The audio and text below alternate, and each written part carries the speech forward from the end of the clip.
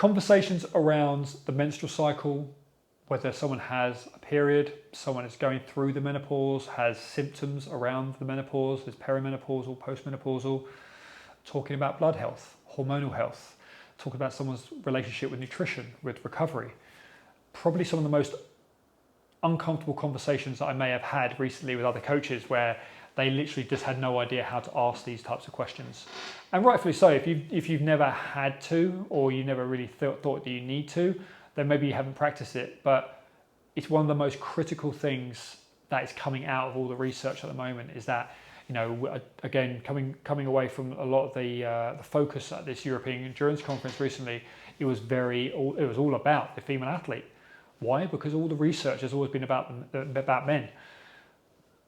But the complexity that women go through in terms of the hormonal profile across their lifespan, in terms of the fluctuations, the symptoms that are completely variant depending on the individual at different times of their life.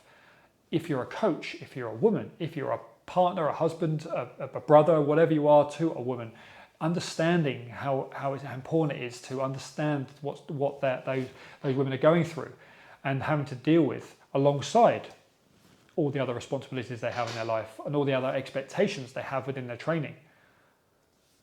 These types of conversations are very, very powerful. And it doesn't have to be between coach and athlete. It can be between training partners. It can be between, you know, your brothers and sisters or parents and children. Like, it used to be a taboo thing to talk about this type of thing. But now we're in a world now where there's such great access to knowledge and understanding and the complications around not having these conversations, not having a menstrual cycle. What does that mean to someone who wants to train on a day-to-day basis, who doesn't have a great relationship with nutrition or recovery? What does that mean? Well, that means that person is exposing themselves to injury, long-term illness. You know, like we are aware of this. It has never been more kind of prevalent. You know, the dangers of red S.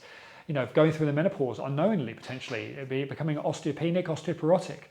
What does that mean? Again, bone health. You know, if we accelerate that because we're doing so much training on top of our natural kind of down regulation of hormones, what does that mean? Well, we're going to be more susceptible to bone stress injuries, taking us away from doing the things that we love.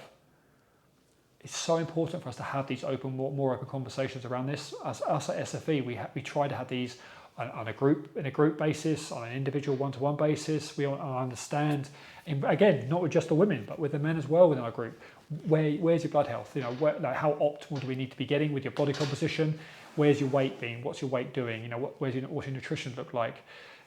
Do we need to have a blood test at some point in the future because we want to start to push you again into this new phase of training?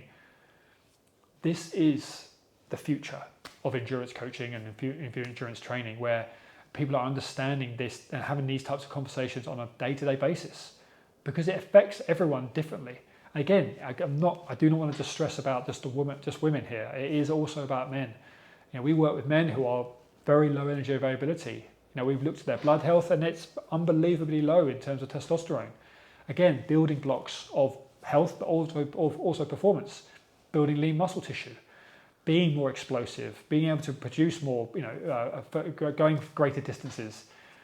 The underpinning will always come back to your levels of health.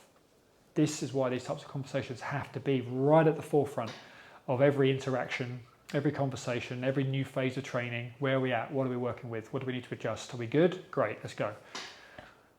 To not consider these conversations, to not be having these conversations, you're putting yourself at risk as a coaching professional. You're putting your athletes at risk. You're putting yourself at risk if you're training yourself.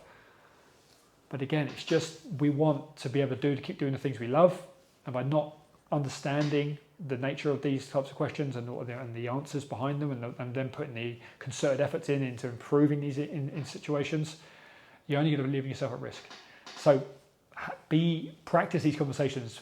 Think about how we can try to bring these conversations, these kind of questions into your day-to-day dialogue, talking to a group environment, creating opportunities for people to be able to have better conversations around these types of topics, presenting on this type of stuff. Like read, watch, learn more, get in front of people that would happily have a conversation with you around this very openly, because it needs to be spoken about.